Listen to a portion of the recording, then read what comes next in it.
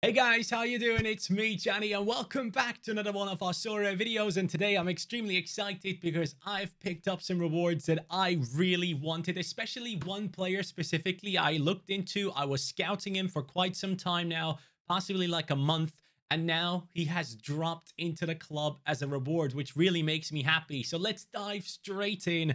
As always, guys, let me know in the comments down below, please, who you have won this game week. That will mean a lot to me. I want to see how you guys got successful. And yeah, let's dive in. We have the Challenger Europe Pro team that, despite only one decisive, has managed to pick up a total of 303 points, which I'm actually really happy with. Obviously, we needed more than just one more decisive because that would have only taken us up by like, what, 40 points if it was Szymanski, for example. I'm actually not too sure how much more it would have been, but I was 59 points away from a reward, which clearly is too far away. But considering that we only did have one decisive, I'm actually pretty happy with how things have gone. And the idea of having Curlat as a super rare who brings in 66.5 points right here, that is exactly what I was looking for. So I'm really happy to see that there is a lot of potential in this Challenger Europe Pro team. But I do think we will have to bring in some older players in terms of midfielders into this team to bring some consistency. Because if we can bring great scores with Noppert, with Sanuc, with Curlat that we can really rely on, especially the two super rares, but then have Noppert with a decent matchup and possible clean sheet or just good AA games. If I can bring in two really good players in terms of Challenger Europe that are either defenders or midfielders, we are not as decisive. We don't need the decisives as badly. We just need good AA scorers, and then we'll be looking at much higher scores here in Challenger Europe Pro. And I can tell you, man, Challenger Europe Pro is no easy league. It is quite hard to win something in there because people have insane cards. Considering that the Belgian league and some other leagues have been on the platform for such a long time, there are so many managers out there that already have the best Challenger Europe players. So in order to get it done, you actually need some differentials, and having like under 23s in there can be a decent differential if they have a good matchup. And sadly, this time it didn't pay off. But going down to the under 23 rare, lads, we brought in 320 points, and this team 303 with just one decisive. I love that. And then this squad right here, again, just one decisive, but bringing in 329 points. Bayazet, as I said to you guys many times, I think Bayazet is class, and he gets great AA scores even if his team concedes. And once again, he has conceded 2 goals, but still managed to pick me up 52.5 points after the bonus. Balik Visha, in a tough matchup, has gone ahead and beaten Gent, or Ghent, however you want to pronounce it.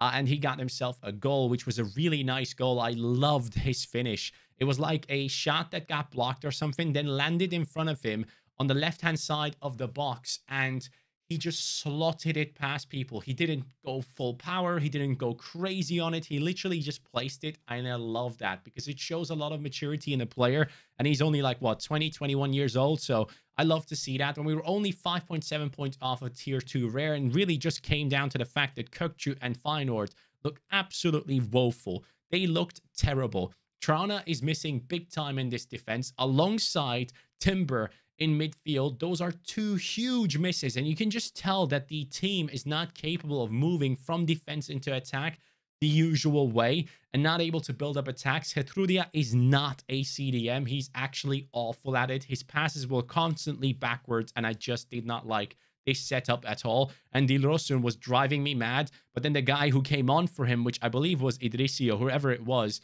actually no, Jahan Baksh came on for Dilrosun and scored. But Idrissi came on for Paixão, and he was horrible as well. Like, really drove me mad. Probably one of the most frustrating games of football I've watched in terms of Sorare, I'll have to admit. But still, managed to pick up a reward. So, can we really complain too much? Not necessarily. I would have loved to see more, but hey, it is what it is. Florentino Luis actually initially had 93 points for me, but sadly he got a downgrade from Opta, which I believe took away one of his triple doubles or whatever it was. He might have had a triple actually, but yeah, it took away a lot of points. But still, the boy gets me 78.4 without the bonus, and then with the bonus 83.9, which I'm really excited about. So I'm totally fine with the fact that this team got me a reward. Insane stuff. And then in the under 23 rare pro, Getson Fernandez got a big boost through Opta and Mace Hilgers as well.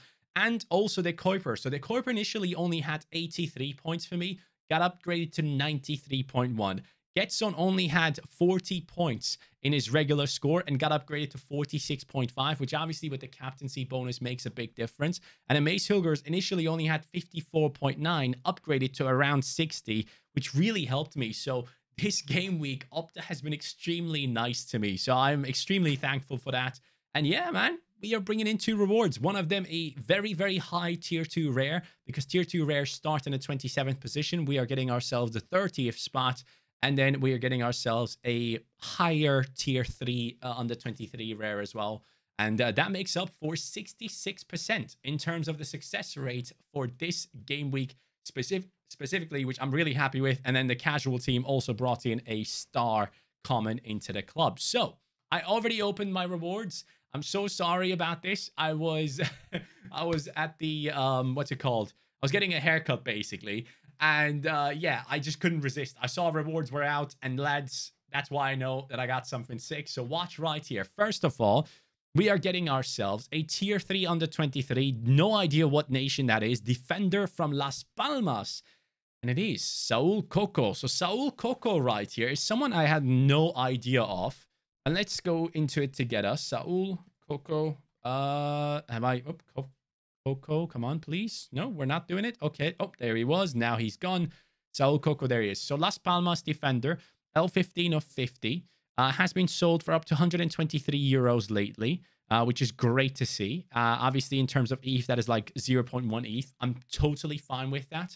And then in terms of his SO5 scores, we are looking at a player that is really, really consistent, which I like. Like his super rare is 744 euros. If you can bring that down to like 300-400 euros, whatever, this could be a decent card for some people to have. But then again, he's running out of under 23 utility quite soon. So keep that in mind, obviously. But not necessarily a player that I'm going to bank on. Obviously plays for Las Palmas, who I believe are one of the strongest teams in La Liga Smart Bank. So where are they? Yep, they're up there in the 2nd position, right behind Imanol Garcia de Albeniz and Eibar. So, yeah, I'm pretty happy with that as a pickup. And then the other player that we got is this one right here, which I actually scouted for some time and wanted in my gallery. Here he comes, high tier 2.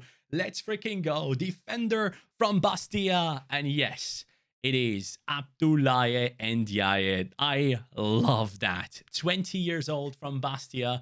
And this guy is a beast. He is probably climbing in terms of reward ranks. So let's go here and check it out together. Ndiaye, there he is. We can go into this part and an SO5 tiers. So you can see that he has been climbing a little bit. He is very close to being a tier 1 rare. So he will be in the pool possibly for a tier 1 rare anytime soon. And in terms of his SO5 scores, look at these scores, man. This guy gets really, really good ones. And initially, I was looking at him as like a super rare to pick up because I really like the fact that he gets those dark greens at times and barely ever really has horrible games. So this seems to be a very reliable guy. And what I like the most is the fact that right here, he gets that 80 with just AA scores. And yeah, it's sick. 64 just AA, 72 just AA, 68. Like, I like that. In terms of defenders, man, this guy is one of the better ones out there. And Bastia, I don't think are going to get promotion. So you could be looking at a player that is here for a little bit longer. Unless he's been loaned in. I don't actually know if that's the case. But Bastia is in the 11th position. So this guy could be there for the next season too. But I'd assume if he keeps on performing this well, he will turn a couple of eyes and a couple of heads. And I do think he probably gets a move into like a weaker league side possibly. But really happy with the fact that we picked up Ndiaye. Now, here's the thing. He doesn't necessarily, like, he doesn't have as much supply, I believe. In terms of rare cards, how many are we looking at right here? So we're, oh, actually, he does have a decent amount of supply, but it's a great player with an L15 of 59, an L5 of 60. So a lot of people are interested in this card. And in terms of sales, we're looking at a player that has been going for up to 0.235 lately, which in terms of euros is around 300 euros. So I actually have gone ahead into the market because the floor is so high. The market currently is like 340 euros. That is my card on the market. The next one is like 0.288. There aren't many people that are willing to sell this player. And I gotta say, even though I've been scouting this guy, I've been thinking about picking him up and all those things, I just want to bring players into my club that I actually can watch. I just don't see myself watching the Ligue 2. I just don't see that happening. So that's also the reason why I've put many players up for sale as well. We're going to go through those in just a second. But generally speaking, I do want to have players in my team, in my club, that I actually really want to watch because they're playing for a decent side or in a decent league, and the game is going to be quite interesting to see. Like, the lowest I'd probably go is like championship. I think that's the lowest I'd go. Now, you could actually argue that some other leagues like J League and MLS and all these leagues might be below the championship, but obviously during those times in the summer, there's basically no football on, so we have to watch that. So yeah, right now we're looking at Ndiaye, who probably will be sold, and many more. So let me show you guys who I've listed up in general, and let me explain to you why I've listed these players. So at the moment, I have 0.5 ETH on the account. I have listed players like Destanolu, just in case. Depending on where he goes, I will make a decision on if I want to keep him or let him go. If he does stay at Besiktas, I just don't see that happening. Apparently, yesterday, he didn't take part in the training sessions. Apparently, he's going to Club Bruges for 2.5 million. Now, what I'm kind of hoping for is that he goes to Bruges and actually gets loaned out somewhere else so that they plan on having him as the next guy after Mignolet. Which the worst case would be he goes to Club Bruges and just sits on the bench, which just doesn't make any sense in my head. Like, if you're gonna sit on the bench, you might as well sit on the bench at Besiktas, where you just signed a new contract and your money has been raised quite a lot. So I don't know if he's gonna get that type of money at Club Bruges for just being number 2. So I think if he goes, he probably should be going somewhere where he plays. And if he does join Club Bruges, I would expect for him to be loaned out somewhere else. At least that's my hope. I guess you can say hopeful thinking, of course. So we have him listed, but that's not the important part. In terms of players that will probably sell, we have Saul Coco here, who has just been won and been listed immediately. Abdoulaye Ndiaye, we're looking at like a total of like at least 350 euros in terms of a win this game week, which I'm extremely excited about. So 0.3 ETH is coming in, which I believe is like 1% of my gallery. So if I can keep this up, I'm going to be very happy, guys. So yeah, Coco and Ndiaye both on the transfer list. Then we have Šeško as well, which might surprise a couple of people, but I just got to give up on this, man. Like, I know Šeško could be absolutely massive in the future, and I know I have missed the boat. Like, I could have sold him around these areas, and I just said to myself, no, Šeško is going to be great. He's going to be the next Haaland and all that stuff. But this guy has no AA at all. Like, he has big chances missed in him all the freaking time. And yes, he might have scored in the last game before the season kind of stopped, but I honestly just don't see myself having this type of player in my gallery in the future. And this is something that I had to learn the hard way. Obviously, I could have sold him for a lot more money. Right now, I have him listed as the cheapest on the market. He has been selling for quite low amounts lately, which is crazy. He has been selling for like 600 euros, which is only happening because it's on auction. But in terms of like regular sales, we're looking at one of these like 0.65, 0.7 or whatever it's going to be. Like, I am expecting his price to go up again when the Austrian League comes back, which is going to be on the 11th of February. Leading up to that, I assume there's going to be a lot more sales of Šeško, but apparently Fernando is returning from injury as well, which Fernando was a player that played ahead of Šeško most of the time. Then you also have Okafor, who has been doing great, and Adamu, who had to step in because Šeško was awful and actually did well as well. So I just got to look at this as like, just be honest to yourself. Realize that this kid is just not going to deliver right now, and you're not going to be playing the long-term game with him like you do with a Florian Wirtz. A Florian Wirtz is an incredible player, a world-class talent that everyone respects and knows he is actually sick if he isn't injured, right? But Šeško is a player where you just don't know, and he just doesn't pass the eye test. He has certain moments in his game where you're like, oh, there's a player right there. This guy could be good, but like, he just doesn't have it, and he's 19, and I personally think he's only going to have it by the time he's like 22, 23, and that's going to be too far away from where we are at right now. And at the moment, I don't want to have ETH locked up in my gallery in players like this that just don't deliver. Like, when all my players are back and fit and playing, am I going to play Šeško over Wirtz, Musiala, Odegaard, all these players that are delivering week by week? No. So why keep this guy in my gallery? Makes no sense. So again, I learned it the hard way. I could have sold him for big money. I didn't. And That's why my account is called Learning Through Failure. And this one is another one of those cases where you look at it and you're like, yep, didn't make sense at the time, doesn't make sense now, should have sold, we'll let him go now. And he is a reward, so I will let Šeško go for a decent price, at least I hope so. I also have listed Diego Palacios because I genuinely think by the time the MLS comes and by the time the European season ends, he will peak and come back down again. And I honestly think he will probably be around this price once again. I don't know how good LAFC is going to be next season. You can't bank on any MLS team being consistently insane. So they already peaked and his L5 is amazing. I just can't rely on the fact that it's just going to keep on going up. So I'm just going to sell him while he's peaking. And then Gabri Vega has been listed. Saliba has been listed, which is super painful to do.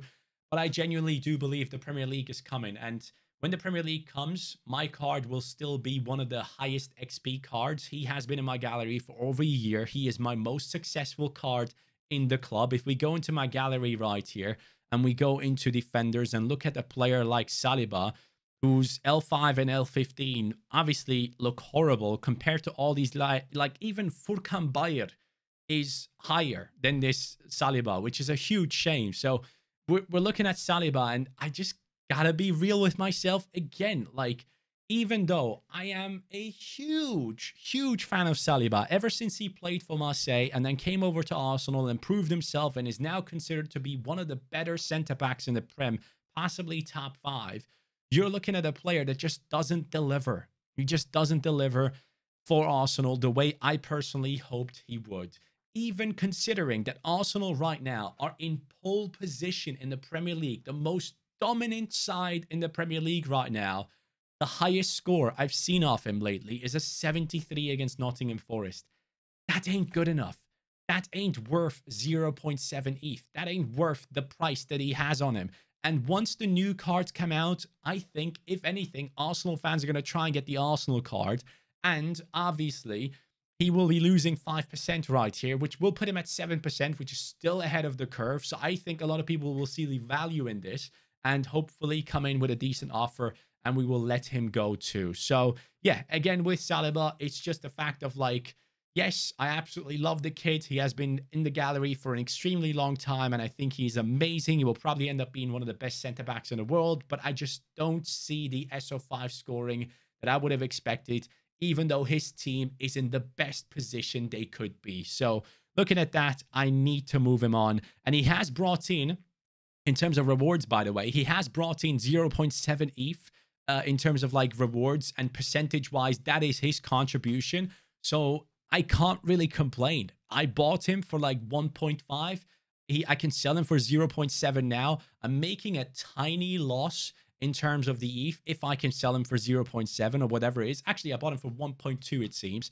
So yeah, he has brought in enough to justify this sale at this point in time and cash in. So I will let him go because I do think players like De Ligt, players like Solé, players like Guindo when he goes over to Salzburg, even a player like Sanuc, all these guys have been outperforming him. A player like Ndiaye probably outperforms him as well. So I just don't see the value in having a 0.7 ETH card in my gallery when a 0.275 ETH player can deliver the same types of scores. And Sorare is everything about scores. That's how it is. And that's something I had to learn the hard way. And yeah, that's why I'm going to let go of Saliba as well. And then going down, Imanol Garcia de Albanese. This is another one of those cases where he is a great scorer. Don't get me wrong. His L5 probably looks very good apart from those 2 scores where I think he got subbed in. But lately he has been incredible. And it's another one of those cases where I just don't want to watch the 2nd division in Spain. So I'm just going to cash in on this guy as much as I can. And Zion Fleming is another one. He has brought in rewards. He has been consistent. He is one of the better under 23 forwards in terms of AA scores. But I just don't think he's going to do too well in the next weeks. We have Middlesbrough, which are a tough opponent. Cardiff is possibly the easiest from the teams that you can see here. Then Burnley, then Sunderland, QPR, Coventry. Like, there are too many teams that are going to be up against where I just don't feel comfortable playing him. So I have him listed on the market for exactly the same amount of ETH that I bought him for. So if I can get rid of him now and he has brought in rewards, I'm fine. We're just going to cycle him out of the team. So Zion Fleming is going to go. And then Ostigard is listed as well. And Guindo as well. because even though I think Guindo is going to be class, and if he plays in a starting 11 for Salzburg, he probably brings in absolutely insane scores. There is a risk of him not actually playing too many times. And the risk with Salzburg is you just never know who the hell plays. And I don't want to have anything to do with that roulette. I just don't like it. I like to rely on my players being on the pitch. So if anyone wants to come in for this Guindo, which obviously I don't think anyone is going to come in for 0.8 ETH, but he was selling for 0.4, 0.5 when he was in Switzerland, now playing for one of the most dominant under 23 sides when it comes to Sorare. I do think his value is gonna go up. So we'll see what happens there. I have like 9% on him as well, I believe. Do I? What would I have on him?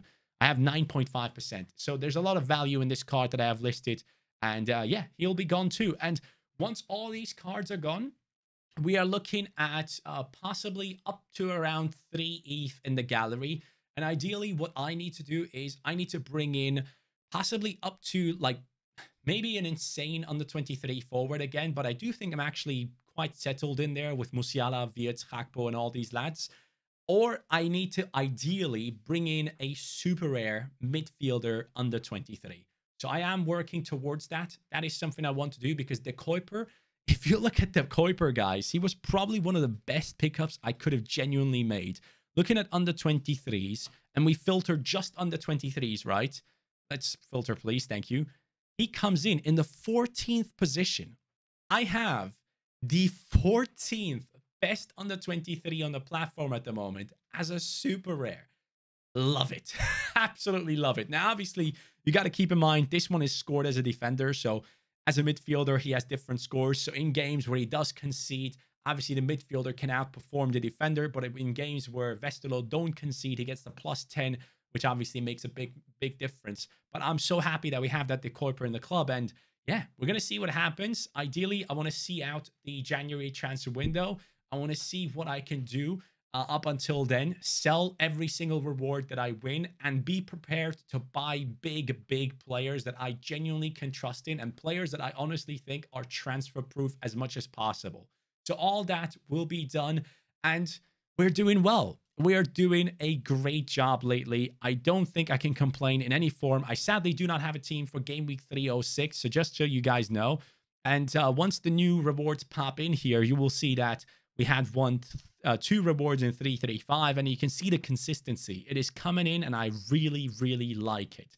And then next game week, I have a bit of a dilemma. I don't like any of my teams. I really don't. I don't think any of them look insanely strong. So under 23 Rare Pro, I have settled on this.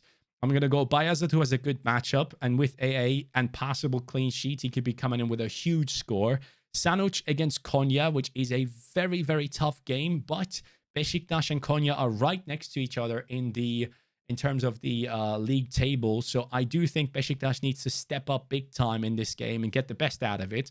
Kökçü is going to be up against Groningen, who are 15th in the league. Feyenoord obviously first. So I am expecting a huge game from Kökçü and the lads after the disappointing performance against their latest opponent. And then the Kuiper is up against Leuven at home, which is huge. And then Gakpo is going to be part of this team because I think he's going to be in a starting 11 against Brighton. And I do believe he is due a decisive anytime soon. I think Gakpo is going to start his career at Liverpool really well. So we'll see what happens there. And then we have Game Week new competitions update. I'll show you that in a second as well. And then under 23 Rare, I'm going to go with the pairing of Muric and Jordan Bayer because Taylor Harvard-Bellis has sadly injured himself. And he was walking with a cast after the game without the crutches. So that's a good sign, but still not ideal. Probably out for a couple of weeks, I would assume, which sucks. Szymanski, along with Kökçü, up against Groningen. Simmons up against Sittard, which means he's up against Pandur. So I can't put Pandur into this lineup, obviously. And then we have Odgaard, who's going to be playing against Heerenveen, which is the team of Noppert and Köhler, who are also parts of the club. And then for the All-Star, I've gone with Pandur, who I think against PSV will have plenty of chances to make saves. If he doesn't concede 3, we're looking good there. I would assume he gets at least 40, 50 points. Garcia de Albanese, if he isn't sold by then, he's going to be in this team up against Malaga, who are 21st. Florentino Luis and Enzo in the derby against Sporting. I can't see one of these guys getting a red, but now that Enzo's future has kind of calmed down with the Chelsea rumors and stuff being put aside, I do think Enzo will be a lot more focused and will probably be back in the starting 11. Huge chance to prove himself once again in front of the Benfica fans. I can see him score a banger from outside the box and then kiss the Benfica badge. You know, that would be a lovely thing to see. And then Balikwisha up against Union Saint-Galois. Can't bet against Balikwisha. Up against Ghent, he played incredible, scored a really beautiful goal. And I just thought, you know what? If I can rely on him against a big opponent like that, I need to rely on him again against Union Saint-Galois because momentum is a thing in football. And then we have a super, super punty, all-star, super rare team because I don't trust in Hilgers against Twente. I don't necessarily see Noppert doing insane things unless he doesn't concede 3 goals. I can see him getting like 50-plus points here against AZ Alkmaar and Odgaard. Marcelino Nunez has been in a starting 11 for Norwich City lately, and who knows what type of performance he can bring in. He has been bringing in 50-pluses lately, which is good. And then Mats Kurlod up against Alkmaar, obviously as the forward card, not really impacted by defensive things happening, his team conceding and all that good stuff. So that could be a play if he gets an assist or a goal somehow.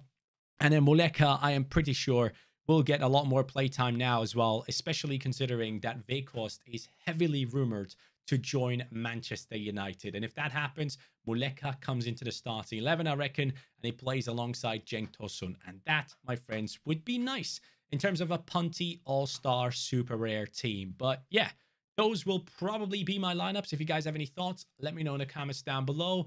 And then for the game week 337, La Liga Santander draft beta has just been dropped. And I genuinely thought, and I think I mentioned this in the videos as well, I do think if the Premier League drops, they will do it exactly like this. They will probably come in with a free-to-play model that will get a lot of fantasy Premier League managers and just Premier League fans involved into the platform immediately to understand how the mechanisms work on the platform through the free-to-play side, and then dive into limited and rare and all those things in the future. So La Liga Santander draft beta is coming in, and we can read about it together if you guys want to. So taking inspiration from the Global Cup, we're excited to test a brand new league-specific competition with common drafted cards. The competition opens up game week 337. Draft rules. Managers select 8 players within a 400 points budget cap. A player's last L15 average score determines their points value. Okay. When a player's L15 score is below 40, their budget points value is set at 40. Max 2 players from same club. Only La Liga Santander draft common cards are eligible for this, so you can't use your own commons. You cannot, yeah, it says right there, so interesting. And you can't use the draft common cards in other competition. Interesting. Common cards used in this competition will earn XP at the 3 times the usual rate. So the earlier you get in, the better, guys. Be there first game week immediately. And then card swaps. As part of our test, we're introducing card swaps for the La Liga Santander draft beta. Once launched, managers can swap a maximum of 2 common card swaps for the La Liga Santander draft squads each game week. Okay. Hey, I gotta say, I like this. Top 200 get rewards. Do we see anything about this already? Let me see. Can we possibly enter it already? Let's go into it. And then, what is it? It's probably in commons, right? La Liga Santander draft beta. Oh, let's go. All right, let's do this together, lads. Build your squad. 400 points. Yep, win rewards. Hell yeah. Your team's performance will help you win amazing rewards, including special edition cards. Ooh, special edition cards. That would be insane. Signed jerseys and VIP football experiences, man. Special edition cards. Ooh, look at that purple. And that pink, I should say. I like it. So we have Antoine Griezmann up against Almeria, I believe. That's a good matchup. I really like Iago Aspas. Ooh, those are some big points on these players, you know. You would have to do a proper research on this one, guys, before you dive into it. But as far as I know, Real Madrid and Barcelona don't actually have a game next week, so you can't rely on those guys. So Atletico Madrid might be a really, really good shout. I do also really like Moreno. He has returned into the Villarreal starting 11, it seems, and it seems a little bit more healthy, and I like that. So we can do this, actually. If you guys go into the Game Week Center, right, you go to Game Week 337, and then you go into matchups. You move over to Champion Europe, right? And then you can see which teams have the best matchups. So in terms of La Liga, Atletico Madrid seems to have the best matchup. Then you have Cadiz against Elche. You can see, you can find a lot of great value in there, I assume. That's interesting. So Cadiz, expected clean sheet, 44%. Expected win, 50%. Expected 3 goals, only 19%. So maybe you want to bank on the defenders of Cadiz here. I think this is going to be a really good way to do your research for the draft section. And then the next Spanish team is Osasuna. Ooh, okay. Wow. A lot of like lower ranked teams. Osasuna, 15% 3 goals, 48% for the clean sheet, and 46% for the win. And then going down further, Girona. Oh, I know who I want. Midfield, I want this guy, Alex Garcia. He looks incredible, but he's out 65 freaking points. He does so well, man. I'm actually interested in picking up a Super Rare and possibly playing All-Star Rare Pro instead of Challenger Pro. I got to tell you guys, I really like this guy. Alex Garcia is a beast, but he's up against Sevilla, but he has performed against any team out there, so you can't really mock him at all. But in terms of like players from what was the club? Cadiz. Let's see what we have. So Cadiz, defender and goalkeeper. So goalkeeper, we have Ledesma, right? We could go with him. And then defender, ooh, these guys don't really necessarily have great L15s. Maybe you just go with the goalkeeper then. 49, probably could have a great game. Possible clean sheet there for him as well. Mate, I think the time is going to be like, I could do this draft for like an hour and a half. I don't want to bore you guys to death. So if you want to do your draft, make sure to check out this one. You go into, again, SO5, Game Week Center, matchups, Champion Europe. That way, you can actually find the teams with the best matchups according to Sorare data, and make sure to pick the right players here. I think Atletico Madrid is going to be a great play. Cadiz defense could be a great play. And then moving forward from that, Girona possibly, but Sevilla ain't easy. Real Sociedad has a tough matchup against Athletic Bilbao. Any team that I like that has a really good matchup, I honestly think all these lads have quite strong matchups here. Like, it's not going to be easy picking a team here. I don't think anyone is going to dominate the first week unless you can somehow fit in many Atletico Madrid players. So let's just say we go and put in Griezmann, right? And then for the next forward, we go lowest points, right? We do the whole thing that we were doing with the Global Cup. Now I actually want to keep you guys here because I'm way too interested in going in on this. So let's go Morales. He comes on as a sub, I assume, most of the time. And then for the midfield, you would like to go Atletico again, right? So midfield, Atletico Madrid. Who's the dominant force there? De Paul, Kondogbia, Marcos Llorente. Let me see Llorente. Llorente, what kind of scores do you get, pal? Llorente gets decent scores, but nothing too special. What about De Paul? I don't like any of the Atletico midfielders, generally speaking, but hey, yeah, De Paul didn't even play. Wow, mad. This is a tough one, you know? The midfield, like, you might just want to go with the big boys here. You might just want to go with the likes of Alex Garcia. What if I do go Alex Garcia here, right? And then go for a low point.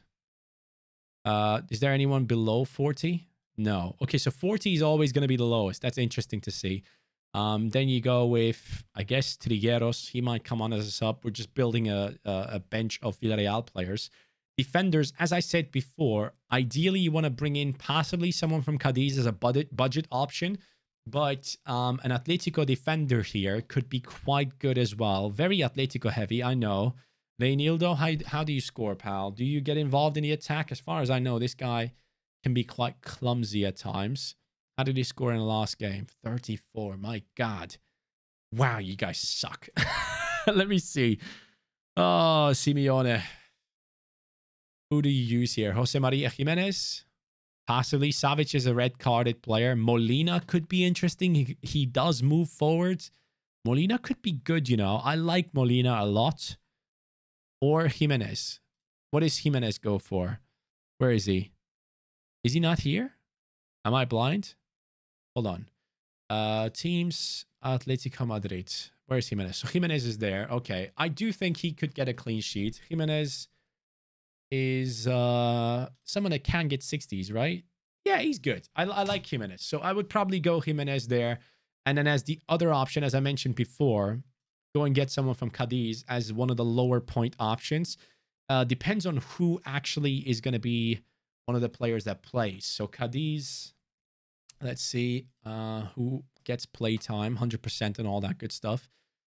So Carcelen 80%, Luis Hernandez 33 years old.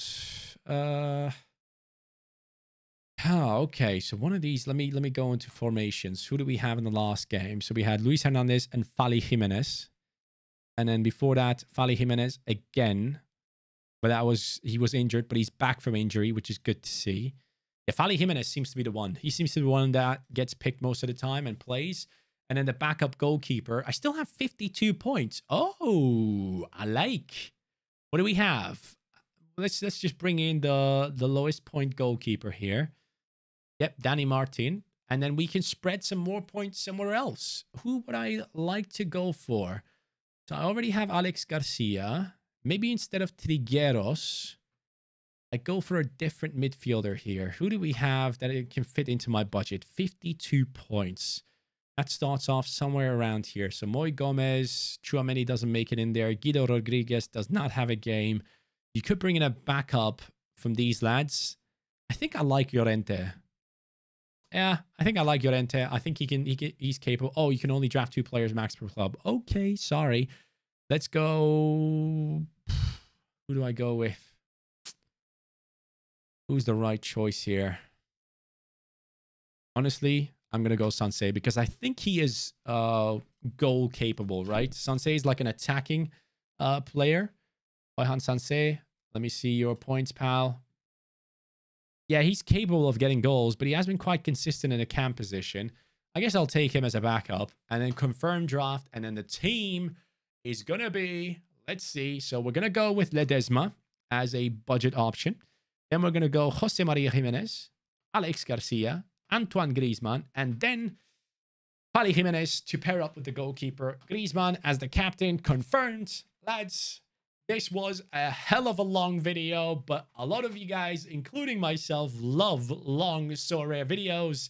And hopefully you guys enjoyed this one. Thank you so much for watching. We'll be back again next time around, hopefully with Game Week 337 kickstarting and us being involved in rewards, hopefully again. Thank you.